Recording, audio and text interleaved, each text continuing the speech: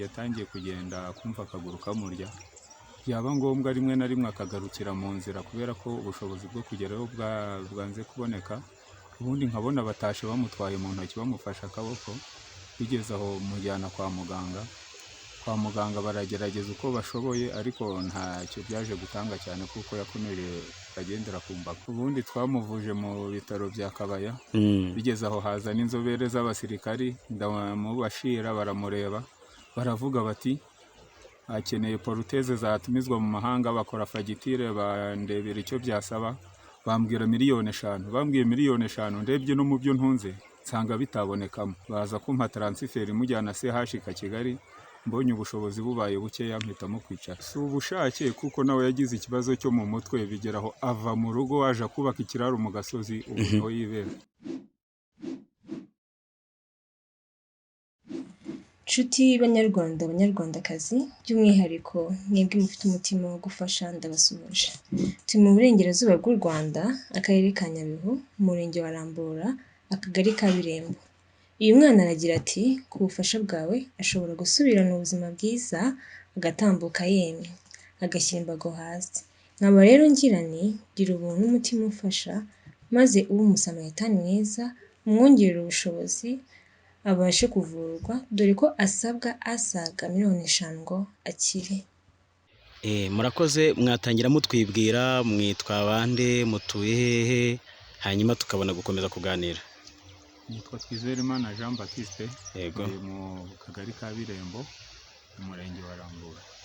Jean Baptiste, hanyuma akaba ari wowe umubyeyi ubyara Baraka. Yego. Hanyuma twabonye uriya mwana yaratangiye kugendera ku mbaga akiri mutoya, yatubwiye yuko ari uburwayi bwizanye. Wenda mwebwe nk'ababyeyi mubasha gukurikirana ubuzima bw'umwana kuva umunsi ku munsi, mu magambo make byagenze bite kugira ngo Baraka ku myaka itarenze 13 atangire kuba yagendera ku mbago kandi ngo ubundi yarahoze agenda neza? Ubwo yigaga kuri Gitebe mu mwaka wa mbere, mu gihembwe cya kabiri yatangiye kugenda kumva akaguru kamurya, byaba ngombwa rimwe na rimwe akagarukira mu nzira kubera ko ubushobozi bwo kugerayo bwanze kuboneka, ubundi nkabona batashe bamutwaye mu ntoki bamufashe akaboko, bigeze aho mujyana kwa muganga. Kwa muganga baragerageza uko bashoboye ariko ntacyo byaje gutanga cyane kuko yakomeje agendera ku mbago. Hanyuma kuva yavuka nta kindi kibazo yari yarigeze agira? Ntacyo. Bibi byo kuvuga ngo umwana baramukingiza imbasa, iseru, za ndwara zo umuntu ashobora gukingiza umwana, inkingo zose yari yazifashe? Inkingo zose yarazihawe.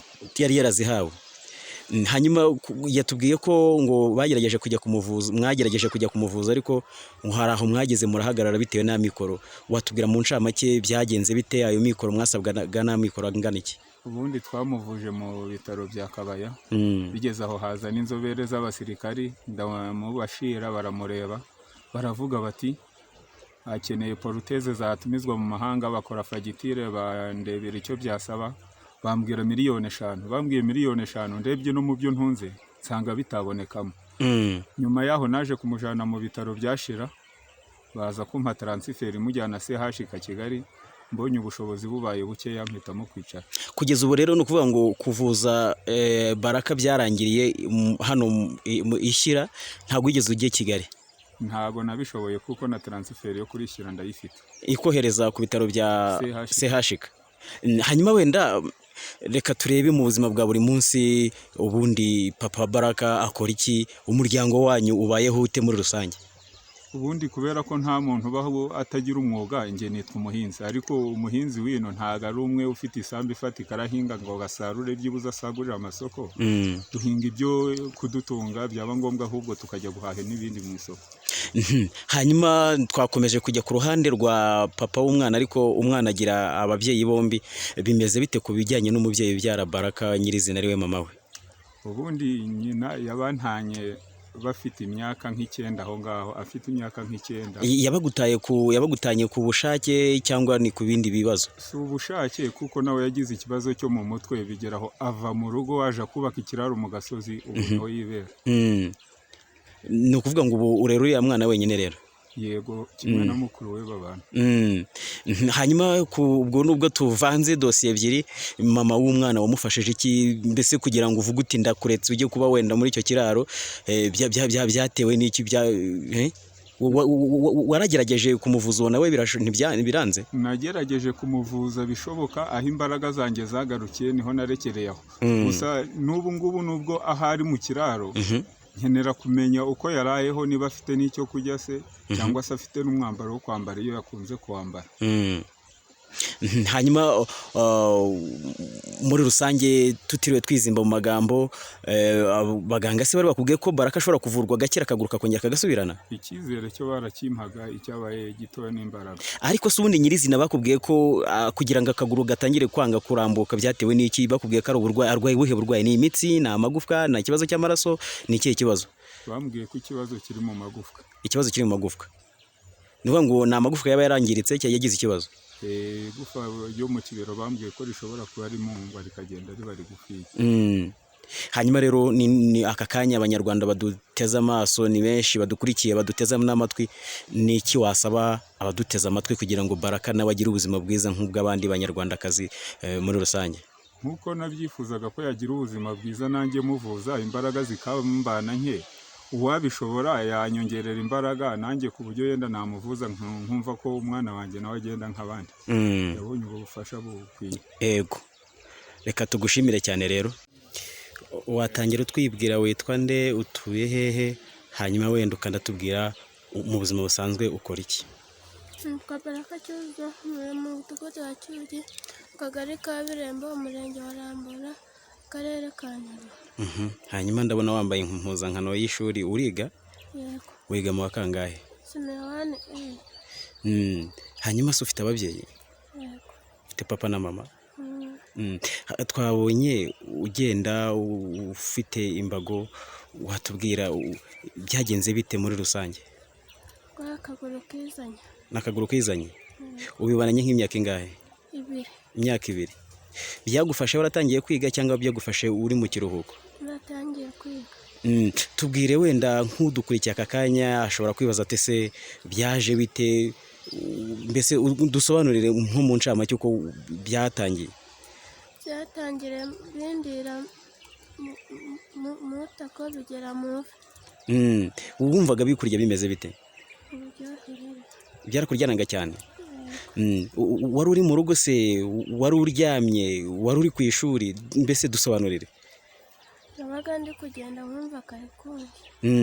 None se ko mbona ubu ngubu none usigaye uhagarara ukabona kukarambura biranze, byagufashe n'ubundi akaguru uhita ugahina? Hanyuma umaze kubona byanze kukarambura mu rugo bagufashije iki? Bagiye kunshakira imiti. Kwa muganga cyangwa se bino bisanzwe? Mu Kinyarwanda. Mwamaze nk'igihe kingana iki bakujyana kwa muganga aho mu Kinyarwanda? Amezi 3. Yego.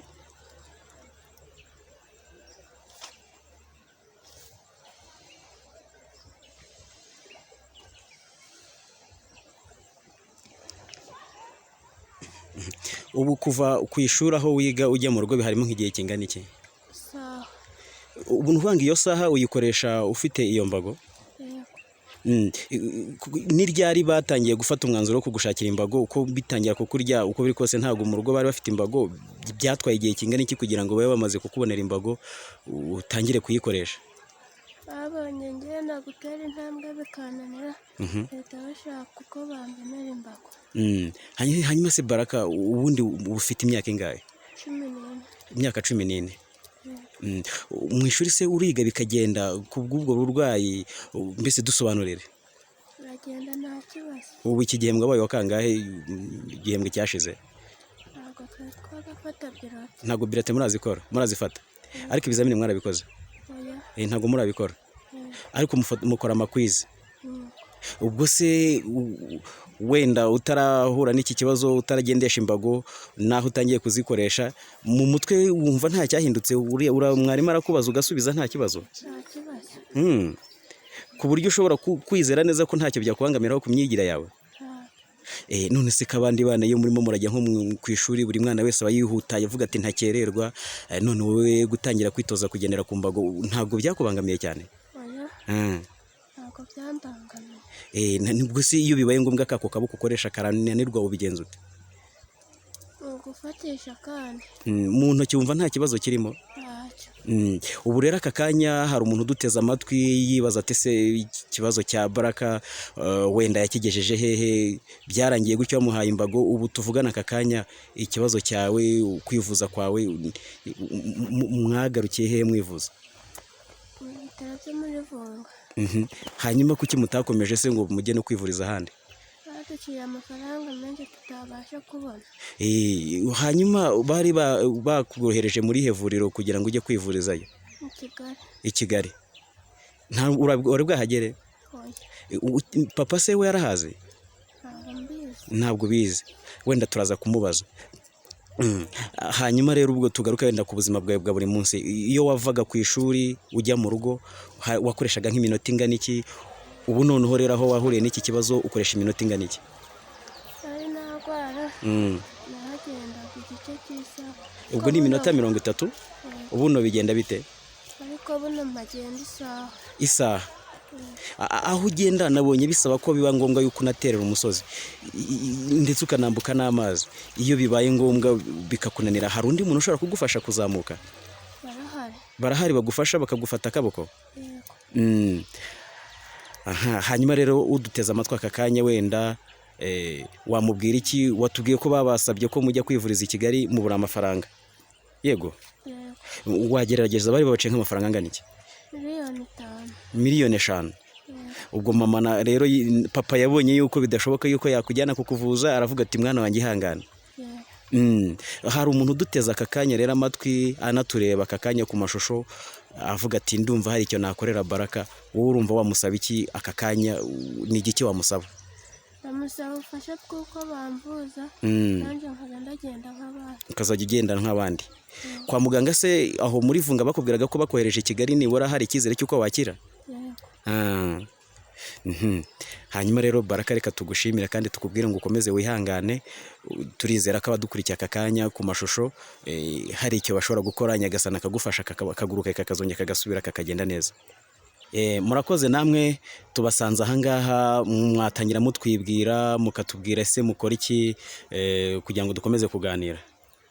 murakoze, nitwa Ngirumpatse Pierre Celestin. ndi umuyobozi wungirije ushinzwe amasomo mu rwunge rw'amashuri rwa Groupe Scolaire Saint Agnès Gitebe. hanyuma rero Saint Agnès Gitega ni naho murakoze cyane. Saint Agnès Gitebe, yego.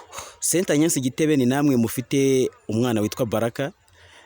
twamubonye agendera mu mbago, byabaye ngombwa ko tujya gusura ababyeyi be ngo tumenye se Baraka yafashwa ate, ariko byabaye byiza ko tunabageraho namwe ngo tubabaze se ubuzima bwa Baraka nk'abarezi ba kabiri nyuma y'ababyeyi. mwebwe ikibazo cya Baraka kimeze gite? mwakibonye mute? ese ubu ngubu mwagikozeho iki? mwabyakiriye mute? murakoze. uriya mwana akigera hano ku ishuri, akigera ku ishuri kuri Gitebe, yego, nta kibazo twabonaga. bigeze aho ngiye kubona mbona umwana uri kuza acumbagira mu kigo afite imbago. byabaye ngombwa ko njya kumureba. uri ubundi hari umuhanga mu by'uburezi witwa Jean Jacques Rousseau, niwe wavuze ngo rero kwigisha umwana ugomba kumanza kumumenya. yego. byabaye ngombwa rero kumenya ese uriya mwana byagenze bite. ubwo yambwiye ko yagize uburwayi. ubwo burwayi noneho mubaza ese urwaye barakuvuje? ambwira ko bamuvuje. bigera igihe ajya ku bitaro bya Kabaya, ku Kabaya ngo birananirana. noneho bamwohereza ngo ku bitaro bya Shyira. ageze bahurirayo ngo n'inzobere nazo zimaze kumwandikira, zimaze kumusuzuma, zisanga ngo agomba kujya kwivuriza mu bitaro bikuru bya Kigali CHK. ariko mubajije ambwira ko babaciye amafaranga menshi batashoboraga kubona. biba ngombwa ko ntumiza umubyeyi we, araza ku ishuri tuvugana, mubaza imibereho n'iki. nibwo nasanze imibereho y'uwo muryango ari imibereho ikabije. Cya mbere uwo mwana afite umubyeyi we w'umumama we yagize uburwayi bwo mu mutwe. Ise nawe ari aho ubwo afite n'abandi bana bakurikira uriya arera. Bituma noneho we ubushobozi yari afite atashoboraga gukomeza kwita kuvuza uriya mwana. Ubwo nk'abarezi twarateranye maze kumva icyo kibazo cya uriya mwana uko kimeze, nza babwira n'imibereho ye. Dusanga ari byiza ko twagira icyo dukora kuko uwo mwana n'uw'u Rwanda n'uwacu kandi twe dushinzwe kumurera koko. Twiyemeza ko twashyiraho konte tukajya dushyiraho udufaranga duke uko twatubona, nibura twabona n'abandi badufasha uriya mwana ariko akabona uko yavurwa. Ubwo rero iyo konte yafunguwe mu Mutanguha microfinance. Iyo konte tuyifunguye ubwo ngubwo duteganya ko tugomba kujya dushyiraho udufaranga buhoro ku buryo se mushobora kugeza kuri izo miliyoni 5 bamuciye kugira ngo umwana atangire kujya kuvurwa. Ntabwo twarashobora kugeza kuri izo miliyoni 5 kuko hari umuganga wo muri CHK nayo mfitiye nimero twari tuziranye, bari babiri nari nagerageje kubavugisha, barambwira bati mugerageze mushake murebe niba abo babyeyi niba nta bufasha bafite, ariko mukore uko mushoboye murebe ko umwana yabona nibura n'intangiriro yatuma aza akavurwa, ubundi twareba ko yavurwa, ariko murebe niba hari icyo mwakora. Bigeze aho ubwo hagati aho igihe twari twatangiye procedure nibwo corona ibije turahagarika. Duhagaritse ariko aho dutangiriye ubu ngubu nyuma ya corona uwo mwana yakomeje aza ku ishuri, ni nabwo n'umubyeyi we twabonanye nawe kuko mbere ya corona twari tutarabonana. Umubyeyi yatubwira uko bimeze, turamubwira ngo nta kindi tugiye kumukorera, nagenda ariko tuzakomeza dushakishe twumve niba hari abayadufasha kugira ngo uwo mwana nawe avurwe. Hagati aho rero nk'ubuyobozi bw'ikigo ntimwatereyeyo, ni nayo mpamvu wenda natwe twageze aha ngaha kugira ngo twese dufatanyiriza hamwe. Ni igiki musaba baduteza amatwi aka kanya n'abatureba aka kanya? Umuntu uzabona aya mashusho, umuntu uzabona Baraka agendera mu mbago kandi hari icyizere cy'uko Baraka yakira, ni igiki mwumva mwamusaba? Umuntu wese ufite umutima utabara, na konte twafunguje twayise Umusamaritani mwiza. Ni ukuvuga ngo turasaba uwagira ubufasha ubwo ari bwo bwose bwatuma uriya mwana akira, tukamubona ari muzima, yadufasha kugira ngo ashobore kuvurwa kuko aracyari mutoya, ukira ashobora gukira. Kandi uko wamubonye urabona ko natavurwa kari akaguru kagenda karushaho kuba kagufiya. Bituma ahubwo no kugendera ku mbago kari akaguru kazaba kagikandagira hasi. Urumva rero ubufasha bwaboneka ubwo ari bwo bwose twabwakira neza. Noneho kandi tubashimiye nkamwe kuba mugera ahantu hose kandi mukumva amakuru mwumvishe, mukagenda mubonye amakuru y'impamo mwageze. Kuko kuba mwabonye uwo mwana mukasura umubyeyi mukaza no kureba ku kigo, biratwereka buryo ki mwitaye ku mibereho y'Abanyarwanda, atari ukuvuga amakuru gusa ahubwo no gushakira ubuvugizi abadashoboye kwivugira. Hanyuma rero wenda abantu wenda bose ntibashobora kugera kuri konte y'Umutanguha, nta buryo mwashyizeho bwa nimero ya telefone murimo murabiteganya se kugira ngo nibura utabashije kugera kuri konte abe yazashobora kujya yohereza amafaranga kuri telefone? Nabyo turabiteganya kuko turateganya ko haba nimero imwe nayo ya telefone waba akoresha mobile money yanyuzwaho iyo nkunga. Iyo nkunga noneho tukajya tuyihuriza kuri konte ivuye kuri mobile money tukayishyira kuri konte, ku buryo nibura twamara kubona ayibanze yatuma nibura abona amatike n'imibereho yo ku bitaro, tugasigara dukomeza dushakisha ukuntu yazavurwa yazakira, tukazagenda tubona ubushobozi bwo kugenda twishyura ibitaro wenda buhoro buhoro. Reka tubashimire nyakubahwa muyobozi ushinzwe ibijyanye n'amasomo hano muri GS Gitebe. Ni Gitebe? Ni Gitebe. Yego, murakoze cyane.